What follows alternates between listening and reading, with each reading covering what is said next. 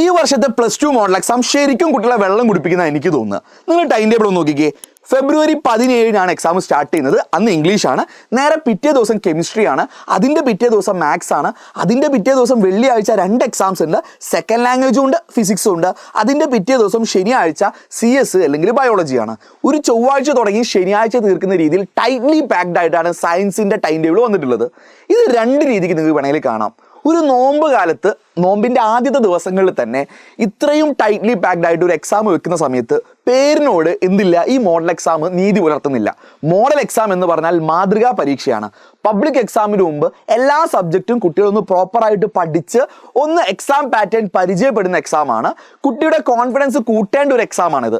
എന്നാൽ ഇത്രയും tightly packed ആയി കഴിഞ്ഞാൽ ഒരു ദിവസം പോലും ഗ്യാപ്പ് ഇല്ലാത്തതുകൊണ്ട് ഒരു കുട്ടിക്കും പ്രോപ്പർ റിവിഷൻസ് നടത്താൻ പറ്റില്ലെന്ന് ഉറപ്പുള്ള കാര്യമാണ്. എസ്പെഷ്യലി ലാബ് എക്സാംസ് കഴിഞ്ഞ് വരികയാണ് സയൻസ് കുട്ടികൾ. ഇനി ഇത് പോസിറ്റീവായിട്ട് കാണുകയാണെങ്കിൽ നീറ്റ്, JEE, കീം പോലുള്ള കോമ്പറ്റീവ് എക്സാംസിൽ ഒരു ദിവസം തന്നെ എല്ലാ സബ്ജക്ട്സും എക്സാം എഴുതേണ്ടതുണ്ട്.